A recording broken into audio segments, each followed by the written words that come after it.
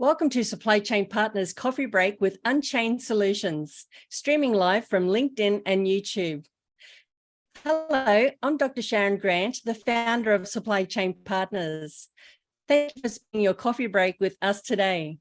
I'll introduce our Gold Partner expert member, Unchained Solutions, very soon, and we'll get to find out more about Unchained Solutions and their excellent offer for Supply Chain Partners members. Then I'll provide a brief tour of our Supply Chain Partners marketplace and professional community. Supply Chain Partners is an award-winning global B2B marketplace and a business and supply chain professional community where you can access experts and innovative solutions, member offers, and free coaching, education, and networking events to accelerate your business, supply chain, and professional goals. Currently, you can still join Supply Chain Partners for free as a foundation individual member or expert member. Currently, you can still join Supply Chain Partners for free as a foundation individual member or corporate member. At Supply Chain Partners, we help organizations and industry professionals to navigate through this complex world of business and supply chain through our experts, resources, events, and podcasts. Expert suppliers and service providers can also join Supply Chain Partners as an expert member to access our all-in-one business development and marketing solution, and you can deliver and attend professional development events and networking events. We promote our expert members to Supply Chain Partners members and to our growing global audience of over 30,000 business and supply chain professionals. Today, we are showcasing our Gold Partner expert member, Unchained Solutions. I'd now like to introduce Dr. Stephen Morse, the CEO of Unchained Solutions. Thanks for joining us today, Stephen. It's always a pleasure, Sharon. It's good to be here, and I can't believe it's the end of April, but I've got my cup of coffee here for the coffee break, and I'm all ready to go. Excellent. Now, Stephen, could you please provide an overview of Unchained Solutions and what your company is all about? Sure. Well, Unchained Solutions inspires Australian organisations to be leaders in making an impact on modern slavery. We do that through our turnkey solution, comprising solutions in strategy, training, analysis, documents, and research. We are a social enterprise in that we give a portion of our profits to those organisations that have worked directly with survivors of modern slavery, so that we have a really good touch point, and we're not just client-facing, corporate-facing, but have an impact in the space that we really want to have the impact in. And we really believe that the Modern Slavery Act, although imperfect and currently in review, is a really good vehicle for reporting and can be applied for other reporting mechanisms. Excellent. So what does the issue of modern slavery have to do with small and medium-sized businesses? More than what a lot of businesses care to think about, particularly in the current economic climate that we're in. Although the Modern Slavery Act at a Commonwealth level targets those entities that generate more than 100 million in annual consolidated revenue, this has a downstream effect on business. If you're an organisation, a company that's in the B2B supply space, and you need to supply to a large corporation that is reporting, then you'll need to, in a sense, find some level of alignment. And that degree of alignment will vary from company to company. But it's also the case for those who want to tender for government contracts and the like, that they'll need to also demonstrate a level of compliance with government, regardless of the reporting requirements. Also of consideration these days is an increasing amount of investment and also philanthropic grants that are being assigned to ventures that are sustainable. And so that number is growing year by year. It's in the billions of dollars globally that's being assigned and allocated to those organizations that can demonstrate a level of due diligence in a range of social impact areas, including areas around modern slavery risk, human trafficking, forced labor, etc. So how does the Modern Slavery Act impact small business?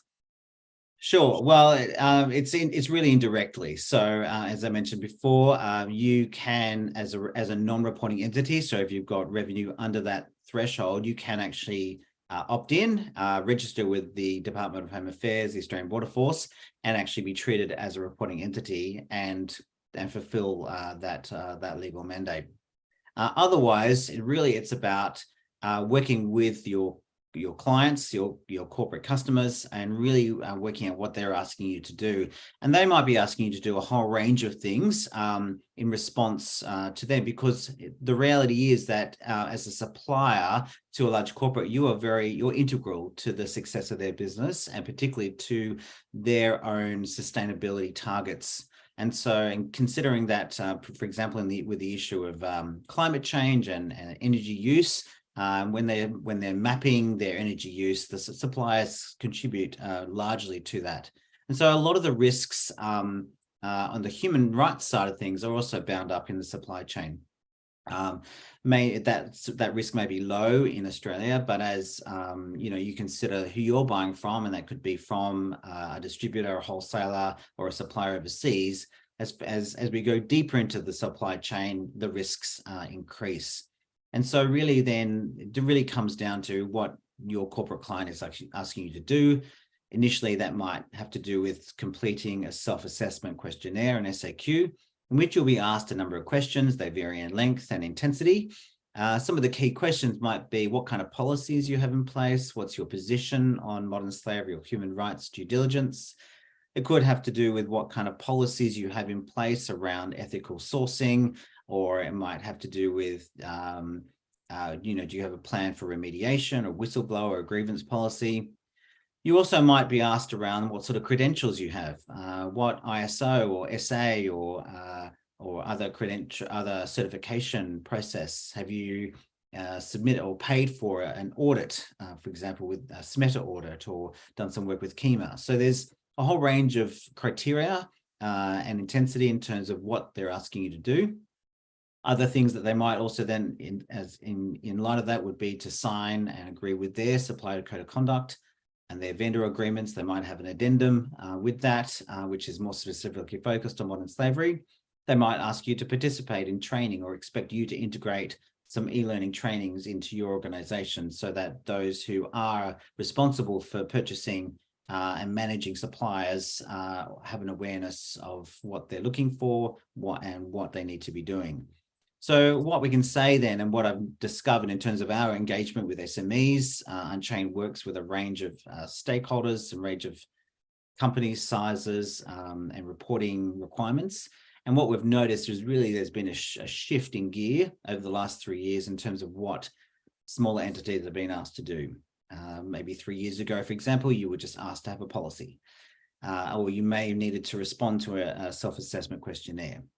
Now organizations are expecting a lot more around training, capacity building, mapping your suppliers, sourcing ethically, and really having a bigger role to play in the partnership of modern slavery due diligence, of actually assessing risk and working with your corporate clients to help them to assess the risks through the supply chain. Right, that's very comprehensive. So how does modern slavery fit alongside other impact issues such as environment, Indigenous reconciliation, effective governance frameworks, and financial crime? Sure. Well, when we think of the sort of the environmental, social, human rights and governance zone, it's quite a big beast. It's called ESG.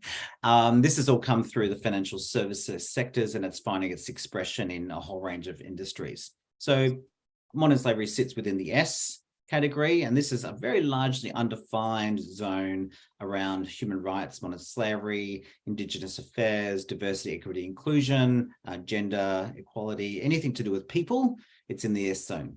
Now, so modern slavery doesn't sit in isolation from any of these issues. So if we consider, for example, Australia, and in Australia, we've had an unfortunate and long history around the exploitation of Indigenous Australians that we're still coming to terms with, and we still need to recognise and address.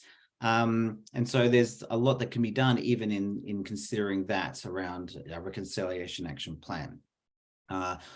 Modern slavery there's a gender issue in modern slavery risk, so that the vast majority of those who are impacted are women and girls, and so there's issues around gender equality, and so that's how it interacts there. If we go over to the environmental side, there is a relationship between human rights violations and the environment. It's often the case that where there are environmental concerns, particularly around the sort of management of a facility and for issues around waste management or water management, one of the indicators of modern slavery has to do with this, the state of a facility, a factory, or a warehouse. And so where there may be risks around pollution or toxic waste materials, where there might be poor air quality, poor water quality, lack of sanitation, maybe even just infection to do with food or unsafe machinery, this is actually an indicator that there could be human rights violations, because they clearly demonstrate that the organization doesn't value their people straight up. And so this is where modern slavery can interact with the environment. Modern slavery also sits on the G side, on the governance side, because very much this is what, especially the legislation, this all has to do with governance and governance frameworks, and boards and those who sign off on a modern slavery statement need to have an understanding of the risks. And so this relates directly to the function of directors and boards, governance frameworks, and other policies related to money laundering, corruption, anti-corruption, and those kinds of things. So modern slavery, in a sense, then is part of the wider ESG landscape. Right. And you mentioned about the modern slavery statement, and I think we can address that later on in our towards the end of our live stream, because there's people may need more information about what that is all about and how you can help them with that. Sure. So in Australia, what is the New South Wales Modern Slavery Act all about, and how does it impact business? Sure. Well, the Modern Slavery Act for New South Wales has gone a bit on its own little journey, having been introduced prior to the Commonwealth legislation and enacted. And then it went into sort of the ethereal space, into a harmonisation process. There was an interim anti-slavery commissioner appointed, and then they needed to make sure that both the New South Wales, that the New South Wales legislation was in alignment with the Commonwealth and there wasn't conflicting information. The result of that was an amendment that was made in 2021, where they took out a provision around the private sector, because the private sector was largely reporting under the Commonwealth Act and having its own impact with non-reporting private sector entities, small companies, for example. Really, the Modern Slavery Act in one sense, it's stronger than the Commonwealth Act in the sense that it has an anti-slavery commissioner, Dr. 𝗕𝗿𝗂𝗁, who is deriving the implementation. This contrasts with the Commonwealth, which is being managed by the Australian Border Force, but doesn't have that kind of that focal point around a key statutory figure like the Anti-Slavery Commissioner. And the Commissioner is working with a number of stakeholders then to actually develop a strategy for New South Wales. There are kind of two main provisions for the Act. On the one hand is around pathways for survivors, for those who are impacted by modern slavery or human trafficking, to get the support that they need.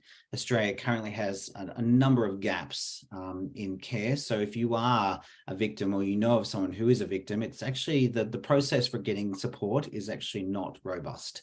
And so there's a lot of work that needs to be done, engaging with a number of stakeholders, particularly in health, those who might front up to an emergency, for example, and present signs or symptoms of abuse at that level.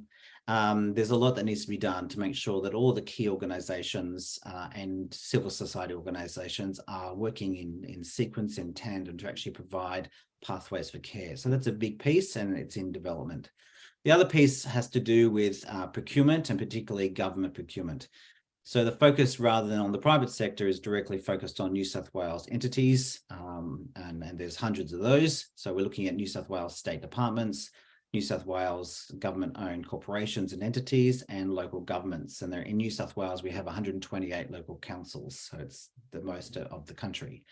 So therefore, these entities are then being required, similarly to what is happening at the federal level with private sector, to make sure that the goods and services that they buy for their own operations, for example, a council, in terms of its purchasing of facilities and goods and services to service the local area, those goods and services are free from modern slavery. And so that requires a similar degree of due diligence, of identification of risk, and a strategy to source ethically.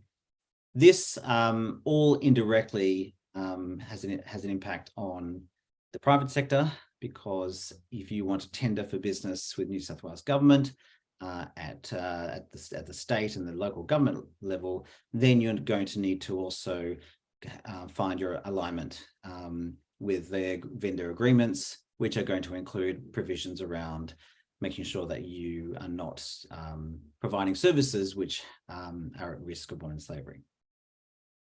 Right. Now, you mentioned about a review at the Commonwealth level. So what can we expect from the review of the Commonwealth Modern Slavery Act? Well, we've been waiting for a report to come out now for a few weeks. A report's being generated following a consultation process over the last 6 months, and this will make recommendations to federal parliament on ways to strengthen the legislation. So there are a number of things that we're looking for. Some of the gaps, I suppose, if I started with the gaps in the legislation, one of the key gaps is that, for example, there are no fines for non-compliance or misleading information. And there's also a sense in which companies need to take reasonable steps, but that's very undefined. And so the legislation is dependent on the market, a race to the top, which it probably happened in the beginning, but then it's soon patted out into a race to the middle. And so what we're seeing then with the Modern Slavery Act at a Commonwealth level is that we have a number of organisations at the top end of town, ASX 50 companies, 100 companies, that are excelling, that are doing a lot of things, that particularly those who have a very high consumer presence, supermarkets, banks, mining companies, big mining companies and the like. So they've got massive sustainability teams doing lots of great work. But as we look across the whole landscape, and Unchained is engaged with a range of companies in the space, there are entities who have done absolutely nothing. They're hovering around the low hundreds, 100 millions, and they've not really done much. They may have at best a very high level statement of reporting and some vague commitment, but they really haven't done any work at all. And so this for me is a gap in the intervention process. There's not been a consistency in actually reaching out or even knowing how many organizations should be reporting, which I find surprising. So there's a lot then going on in this review to consider, for example, do we lower the threshold from 100 million to a lower threshold to capture a larger pool of organizations? Do we introduce a fine for non-compliance and misleading organization to strengthen the stick from government, to shift it from a market-driven to a compliance-driven piece? There's also a possibility that of an appointment of its own commissioner, similar to New South Wales. Actually, in this age of identity, identifying with a key person, to actually be the mouthpiece, at the forefront of intervention. So it's actually part of the public square conversation, which 𝗕𝗿𝗄𝗽 is actually doing in New South Wales. There's also a lot that could be done around identifying risks by category, a lot more support from government in helping organisations to unpack the different types of risks.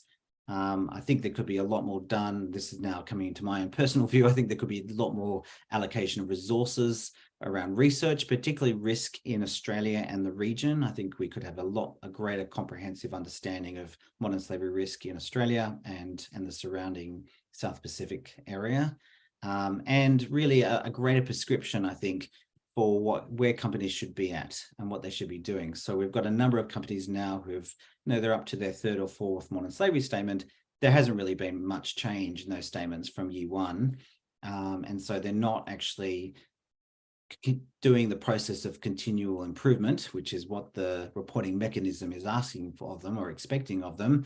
And so they're actually then just treading water with this issue. And so I think having a greater prescription, if you're 3 years into the process, this is what you should be up to now. This is what you should be committing to actually drive this along. Another provision that could be included, which was part of an amendment to the Customs Act, had to do with actually putting a ban on the importation of goods made by forced labour. This amendment got through the Senate prior to the last federal election, but then didn't actually go through to the lower house. This would be a very significant shift in gears for the Australian business landscape, because if customs can, if you have to demonstrate that a product that you're bringing to the country is not made by slave labor, and customs has the right to refuse entry, then you're going to have to actually do the due diligence work to ensure or diversify your supply chain to actually ensure that those products aren't. And that would actually push the dial in terms of the level of investment and resourcing that companies are putting into making a change. Right. So modern slavery, you know, a lot of managers, there are pockets of managers who'll be aware of modern slavery and they might be totally across it, but there will still be leaders and workers who may have no knowledge about modern slavery. So how can you identify modern slavery in operations and supply chains? Sure. Well, I think it's first of all, it's about understanding what it is that we're looking for, and what modern slavery is and how it relates to business and human rights. So there's, for example, we can point to a number of good resources, and the UN Guiding Principles on Business and Human Rights is a good resource to go to. Also to go to the ISO 20400 on sustainable procurement, because that also has some really good tools to help organizations. There's also the Global Slavery Index and the International Labour Organization and their recent report put out in 2021 with recent updates. So there's resources there that companies can actually draw on, and they have a number of different categories, both categories around geography and industry risks and product risks. So really the best thing to do really is then you can refer to those, but the big process is really around setting the right goals. What do you want to achieve? What is it that we need to do? And then actually just develop your own risk management framework strategy which would begin by actually looking at your suppliers, particularly your direct suppliers, and map those according to different categories. You might want to use the UNSPSC, for example, taxonomy, to actually start segmenting, categorizing your suppliers into certain categories, of which then there are key risks associated with those categories. That those risks might not be with the actual supply that you're buying from. The risk will be actually within the industry category risk and the country where those products are originating from. So yes, there's a lot that this is not an easy exercise. It's quite complicated, and it really comes down to the amount of work that you need to do will come down to the size of your organization, the size of your and the diversity of your products that you bring into your organization. In saying that, then, you know, part of the work that needs to be done, this can't be done quickly. There needs to be an understanding that this is going to be a long-term investment, because we're not going to resolve these issues overnight. And there's certain steps that you need to take to make sure that what you're doing is sort of socialized and embedded, and starts to be embedded within the overall general operations of how you do business, so that it's not something on the side, but you start to integrate that into the business as usual of how you actually do business, how you buy products, how you relate to suppliers, how you manage modern slavery risks alongside other risks, for example, around quality and safety and all those kinds of issues. So it's not an addition, it's actually part of the whole package, if that makes sense. Right. So there may be executives and workers who may not be aware that their industry is actually at risk of modern slavery. So which industries are at high risk of modern slavery?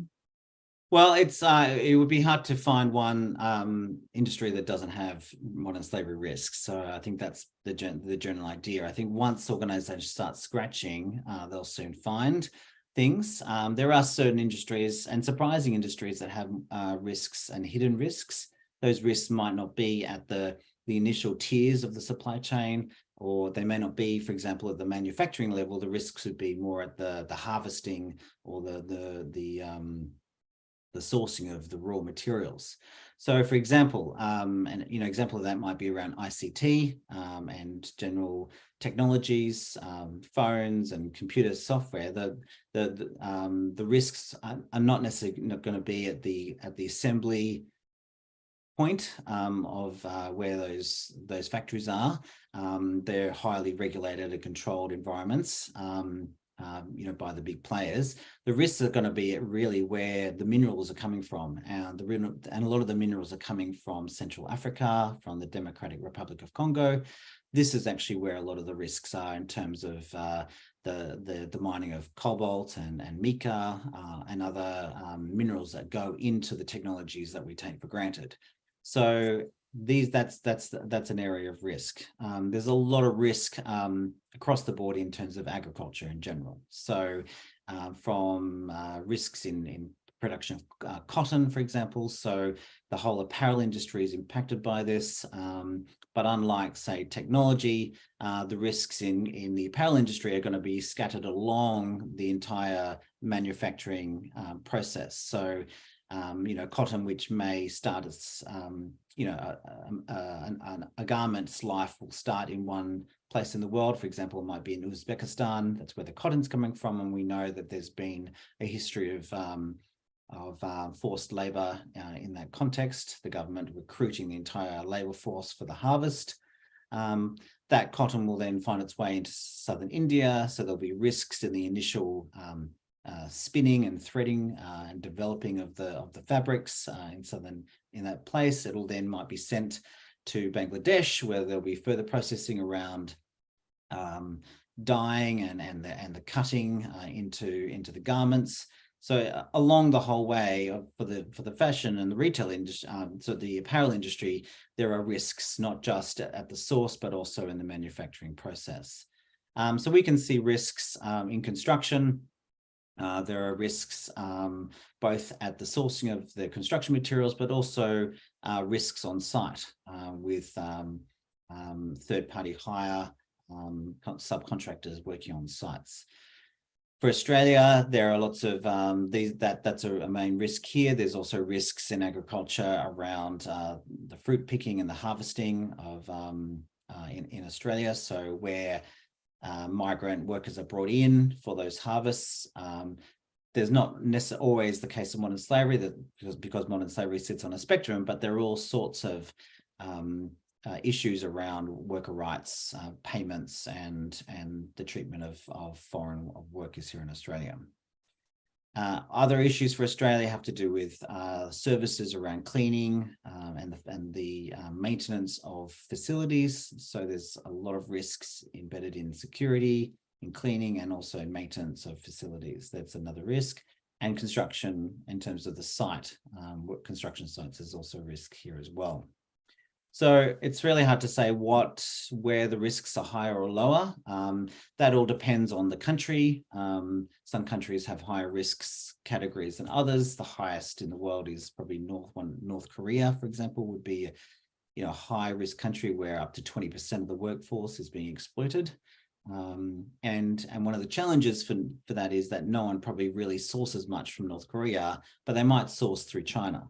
So China, you might think that your product's been made in China, but actually the Chinese are outsourcing it to the North Koreans to make it and not declaring that. And that just adds to the complexity of the picture of what we're looking at. Right. Now, I know that you know the Modern Slavery Act inside out. So what are the key requirements to comply with the Modern Slavery Act? Sure. Well, the crux of the Act has come down to three main words. So you can think of transparency, responsibility, and effectiveness. So, and that's the Modern Slavery Act has 7 criteria, and transparency is at criteria 3, responsibility is criteria 4, and effectiveness is criteria 5. And that's kind of the crux of the reporting mechanism. 1 and 2 is more around declaring who you are as an entity and the structure of your organization and your supply chain. And 6 is around consultation if you're a complex entity with many subsidiaries.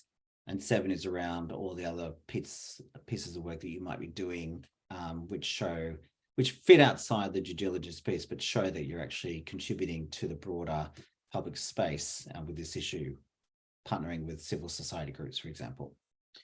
So when we consider them three and the word transparency, really what government's asking companies to do is, first of all, to be transparent in terms of identifying risks. So taking steps to identify risk and being transparent about that, not just to your own operations, but to the public. This is what we've found. And there could be risks in saying that for many organizations. There could be reputational, there could be legal, there could be financial risks. But the government's, from their perspective, is promising that there are no ramifications for declaring what is, even if what is not good. That's the point of the criteria. Once you've discovered what is and being transparent, the next piece is responsibility. So that's criteria 4. And then so you need to declare the steps you're taking then to take responsibility, and that brings up the word remediation. It brings up the word improvement. You might need to improve your business practices by developing or augmenting your existing policy portfolio, making sure it's more robust, that there are clear procedures, that there are mechanisms if there's a function for people to respond. And that's well socialized and training, and there's feedback, and there's a process for continuous improvement with policies so that they are meaningful and robust and can be actioned. It also might mean that you need to think around your responsibilities that's contributed to a case of modern slavery, if you found one. What is your relationship, and therefore what are your obligations, both legal and perhaps ethical? Remediation is a big topic, and it could have to do with actually, on one level, around frameworks and policies and strategy to make changes to the way you operate. But there's also, there could be ways in which you could remediate by actually addressing the risks and the experience of those who are experiencing those risks. And there, in that, then there could be, you know, a lot of people think, oh my gosh, what are the ramifications in terms of financial? If I have to increase wages, what that's going to mean to my bottom line? And that may be the case. But remediation is quite a broad category. And one of the things that you could actually start with is really working with your suppliers to address some of the low-hanging fruit. That low-hanging fruit could relate back to what I was speaking about earlier around environmental concerns. It actually could be about actually fixing a facility, fixing a waste management system, putting in a toilet, because the toilet this might be facilities just for men, amenities for men, but nothing for women. It could have to do with actually addressing the air quality or the food safety in the organization, or the safety machinery. All those kind of low-hanging tangibles can actually improve the quality of a person's work experience and are a form of remediation, on top of some of the bigger pieces around contracts, putting in proper contracts, making sure that people have agency, a right to have a syndicate or to unionize, that people have a right to a living wage, and that will depend and vary from context to context of what that actually means. That's a more complex piece, but there are actually things that can be done, both which are tangible and others which need a bit more strategy around them. So transparency, responsibility, and then effectiveness. Criteria 5 is around impact measurement, making sure that whatever you're doing in 3 and 4 is actually meaningful and having the desired effect. Because there's lots of different processes and activities, and we can get busy doing all sorts of things, but we don't always know that they're actually they're effective. And this criteria 5, is probably the weakest criteria of what's going on, because it's not just about recording how many people did an e-learning module, as important as that is. It's actually more talking about the quality of that. What was actually and tracking.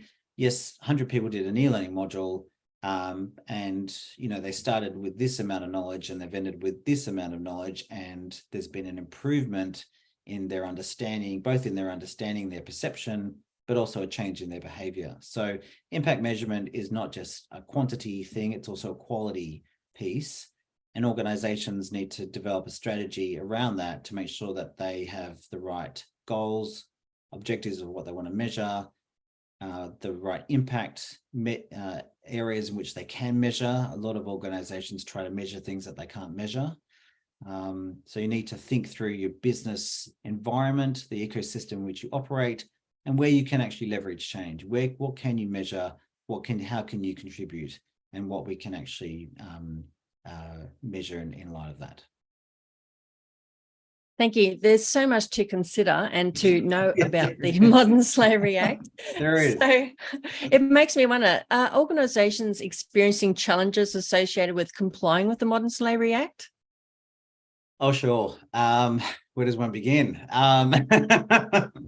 Look, I think a lot of organisations, particularly at the top end of town, have done a great job to integrate and augment their existing risk management frameworks. I mean, the bigger the risk management compliance team you have, the easier this is. A lot of bigger organisations have very extensive, robust policy portfolio, and that just needs to be tweaked with modern slavery human rights inputs to make that stronger. One of the challenges for that, though, is the implementation and the integration of those policies. Policies can be put on file and then they just sit on file. Everyone knows that. So it's really about then how are those policies socialized, what training, what capacity building needs to be embedded to actually bring those policies to life and make them real in an organization. One of the key areas of limitations has to do with getting an understanding of where products are actually coming from and getting to source. So a lot of organizations have done, again, at the high level, mapped those organizations they're buying from and come to the conclusion that, oh, well, now we've got low risk in our supply chain because all our suppliers in Australia are low risk. That's not due diligence. So that is the foundation from which we then need to actually start digging further. And this is both an art and a science. So we have data to help us to segment and strategize and drive our intervention and allocation of resources. But we also need people to actually relate to people down the supply chain. This can't just be done by data. So there has to be a process, a long-term process of actually drilling down and working out who's a supplier, who's a distributor, who's a wholesaler, who's an aggregator, who's this and that, because you might think this becomes a much more complex enterprise. So we've been working with a construction construction firm who are working together because they recognize that they source from a common pool of suppliers. And, the part of this process has been to start with that, we say with 26 suppliers, from which as we start drilling down, we're actually recognizing that really we're looking at, up to 85 suppliers. We're looking at several locations of which products are being made. You might think that you're buying from one factory, but actually it's being made in about 5 factories. So all this sort of mapping and processing takes time. It's not necessarily readily available in data. The data helps us to drive our intervention, but then we actually need to create more data points through a collaborative approach, a stakeholder-based approach. And in that process, then we actually can work out other things. Where are the leaks? Where's the leakage in money? There could be actors, there could be players in the supply chain who are actually taking money out, and there could be a cost saving just by this whole exercise, by knowing who your suppliers are and who should and shouldn't be, and you might shorten your supply chain in the process. Then as you get closer to source, you can actually start identifying and working perhaps with civil society groups who are on the ground to identify what are the real risk areas here. We might have an idea of what the risks are, but what does the risk mean to the people working in this location, in this factory, and what's actually going to be meaningful to them when it comes to remediation, when it comes to their context. And so part of the art of that is actually not predetermining what we're going to do, having a strategy, yes, and maybe having some good understanding of what remediation is and the theory of change and a strategy, but also as we engage with real people and restore and work towards the restoration of their dignity, to actually empower them to tell us what it is that is going to be meaningful for them, because they may not be looking for anything more than actually having a great place to work. And you might be more anxious about wages. But the wage conversation can actually create quite a big imbalance in local jurisdictions So we need to really make sure we do our homework, and that all happens through collaboration, through partnerships, through a stakeholder-based approach to understand the context of modern slavery. That is one of the key challenges for organizations at the present. Right. Well, it's such a big area. It's so massive and so complex. And there's a lot of organizations and even small to medium-sized businesses, they may not know where to start. So thank goodness we have Unchained Solutions. So how does Unchained Solutions help organizations with modern slavery? Sure. Coming back to what I said earlier, so we have a turnkey solution. And what we've developed is 5 solution areas. So that's strategy, analysis, training, documents, and research. And under those solutions, then we have a number of services. So we can work with companies around strategic pieces, around basically the initial gaps analysis, actually looking at the internal enablers, getting you an understanding of your business and what areas of your business will be impacted and which impact modern slavery risk. We also have in that strategy, we have strategies around supplier engagement and how to measure impact. Under analysis, then we have services around the data. That's the data piece, and we can assess your initial risk with direct suppliers, and then we partner with another organization called 𝗕𝗿𝗁 to actually drill down further down the supply chain and do that piece. But that's a bigger project.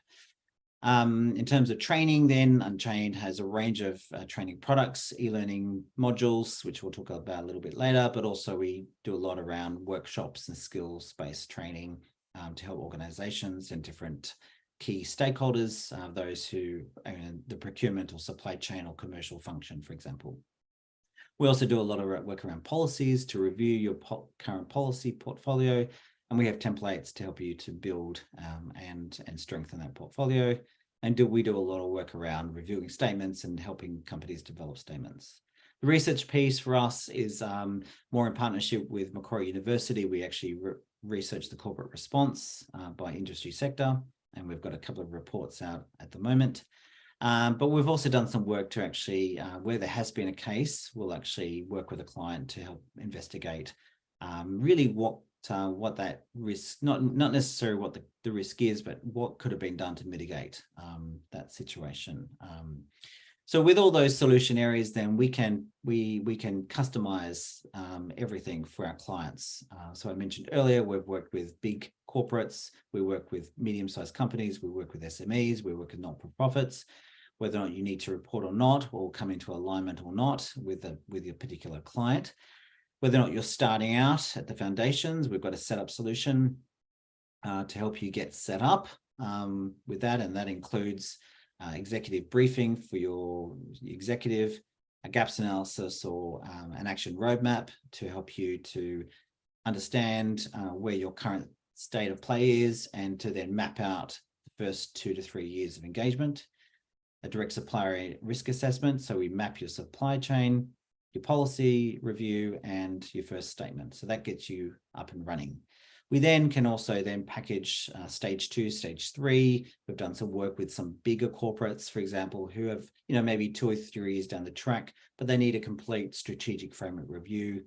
So we take all the work that they've done, their statements, their policy portfolio, their risk management piece, and we'll actually generate a report and run a strategy session and map out the next couple of years for them. So all that is all part of the mix. So basically we'll just meet with you, understand your needs.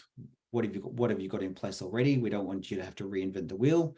What it is that you've got in place, what needs to be augmented, amended, edited, and what do you need to do to identify and address the risks. So that's all those solutions. That turnkey solution can be molded into the exact context and need of any client. Excellent. Well, that's a very comprehensive service offering. Now, as we can appreciate, training can help with the induction of new employees. It can help to help with existing employees to know about modern slavery, and also with refresher training as well. So Unchained Solutions recently launched your new modern slavery e-learning modules. So what do these modules cover? Sure, yes. So late last year, we launched a package of 6 e-learning modules. It was all born out of one module that we had for a long time. That was an awareness module, engaging with the issue of modern slavery. That's been probably our biggest market winner. That's embedded in all our solution engagements with clients. So the modules, module 1 is high level. It's the awareness module, introduction to the issue, very much talking about what I've discussed today. The issue, what's the legislation, what's the impact, and then how can the individual, because we like to make things real and tangible for people, what can an individual do, both through their company, but also in their personal life to make changes and be a more conscious consumer. As we move through, then there's the remaining 5 are more skills-based. For example, number 2 is around what is ethical and sustainable procurement. So it focuses more on the procurement function, and how can we actually develop a strategy around ethical sourcing. Module 3 is around the risk assessment piece. What is a risk assessment, and how to actually do that? What are the different components of that around categorization, mapping, and risk indicators, for example. Module 4 is around policy. So it's more the governance piece around the kind of policies you need and what needs to go into certain policies. 5 is around impact measurement. So what is it, and how do we do it effectively? And then 6 is about going beyond. How do we actually go beyond the foundations, and what is actually modern slavery due diligence over the long term, and talking more about what I just spoke about around stakeholder engagement, getting to the context of risk, areas for opportunities for leadership, and actually engaging with real issues around remediation. So that's all part of that. You can buy them individually, you can buy them as a package as well, and you'll get a package price if you do that. Well, that's excellent. So let's now discuss your very special training and consultation offer. Could you please explain your member offer for Supply Chain Partners members? Sure. Well, for those who've joined with us today, if you buy at least our introductory module, module 1, engaging with the issue of modern slavery, we'll also throw in a 30-minute consultation, free consultation to get you started, get talking. It won't be a hard sell. It'll be more just understanding your current situation, your needs. You might be a non-reporting entity, a small player, and you just know you've got to do some more in this space. You're getting an SAQ every second week, and you know you need to step up. So we'll be talking about those needs and how Unchained can support you. But we just, if you can just buy the first module, it's around $80. I think we've thrown in a discount there as well for Supply Chain Partner members. So you can purchase that and then register for a consultation session with me. That's excellent. Thank you very much, Stephen. Now, I'd like to share my screen so that I can show our audience how to locate your offer on Supply Chain Partners, and I'll provide a brief tour of our marketplace and professional community. So, Stephen, thank you very much for joining us today from Unchained Solutions. We are very grateful for your special offer for Supply Chain Partners members. Thank you, Sharon. It's always good to talk about it, and when I do, it is a complex issue. I do appreciate that, but that's why we're here. Unchained's here to do the heavy lifting and inspire you to make a real change. Wonderful. Thank you so much, Stephen. Thank you. So I'll now share my screen.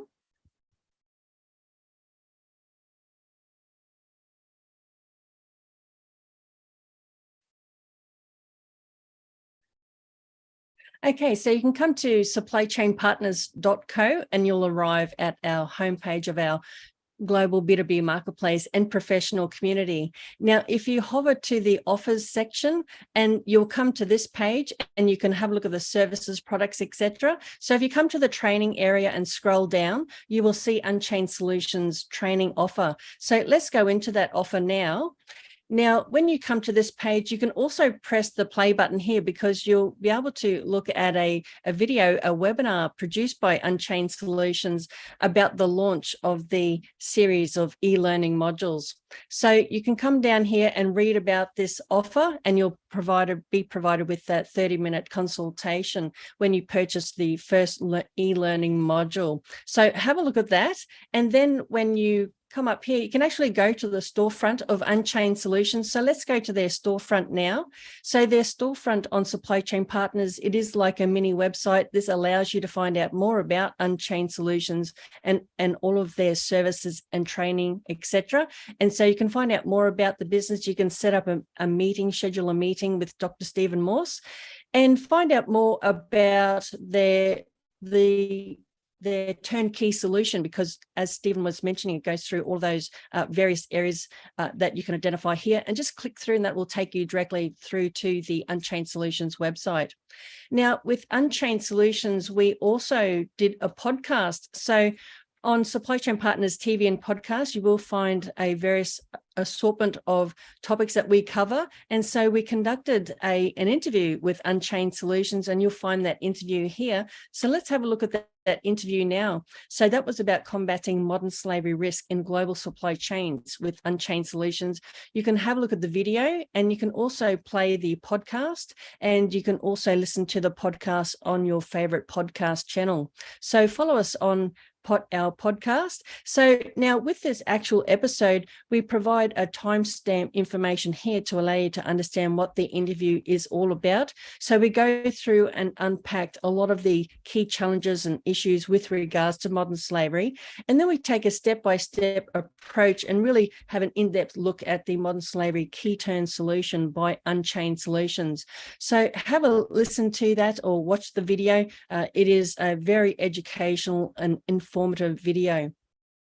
Now, we do have events coming up, so you can come onto our events webpage, and then you will find and you can download our online events there. You will find an assortment of events that we've got coming up, and we do also help to promote industry events that are coming up as well. So what I'd like to do is let you know about Supply Chain Partners Virtual Summit. Now, in February, we held Supply Chain Partners Virtual Summit for February 2023. Now, when you become a member of Supply Chain Partners, and you can join for free as an individual or corporate member, you can access the February virtual summit from the member library. So if you come into the member library, you'll be able to see about who were the speakers, and Dr. Stephen Morse was also one of the speakers at our February event. And you can come down and listen to the welcoming and listen to the keynote speech. That was my keynote speech. And then you can go down through each of the sessions. So, and this is Dr. Stephen Morse's session as well. And this is about embedding environmental, social, and governance into your company's DNA. So have a listen to that. Very informative and very educational session. And now we also held our Supply Chain Partners Virtual Summit April last week. And so this was a wonderful event, and we had our keynote speaker, Dr. Douglas Lambert, and so that was a brilliant keynote speech. Now here are all the speakers, and within a week or two, we will have all the videos available in our member library, and so look out for that soon. So that was a wonderful opportunity. Now, we would love for you to be part of our June summit. So coming up on the 7th of June is Supply Chain Partners Virtual Summit. So register now. So if you become a member of Supply Chain Partners, which you can join for free, you can come along to our virtual summit for free. If you're a non-member, you can attend 3 of our events for free. And we're currently working out our program at the moment, and we are very proud of our media partners, Forklift Action and Import Export TV, and our supporting sponsor, InSync Supply Chain Management. And you can have a look at this virtual summit February 2023 video, and you will see snippets of our videos from our speakers at our virtual summit in February. And we were also interviewed by Import Export TV, and where we go in and explain further what our virtual summits are all about. Now, if you want to subscribe to Supply Chain Partners newsletters and updates, then you will be sent out newsletters, and I have a newsletter here open. You'll get to find out more about what's happening. You'll get to learn from more podcasts that we produce and find out more about what's happening in industry. And like, here's an example about Bastion Consulting conducted a survey of the salaries. So that's a very important survey results. That report is available. So you can go through and have a look at our newsletters. So if you come on to Supply Chain Partners and subscribe to our newsletters, then we'll keep you up to date. We also have our newsletters on LinkedIn as well. So we encourage you to join Supply Chain Partners, and you can be part of our professional community. So you don't have to do anything on your own. You can participate in our events, in our education and coaching and networking events, and get to network with your fellow industry peers. So join as an individual or corporate member, or if you'd like assistance to promote your business, then join as an expert member. And we also have a business support membership as well. I won't go into that right now. We're running out of time. So thank you very much for joining us today on Supply Chain Partners Coffee Break with Unchained Solutions. So be sure to take advantage of their very special modern training and consultation offer for Supply Chain Partners members. We welcome you to join our professional community at Supply Chain Partners and take advantage of all of our member offers and our free online education and networking events and so much more. So we hope to see you at Supply Chain Partners Virtual Summit June 2023 on the 7th of June. So bye for now, and we look forward to seeing you at our next online event.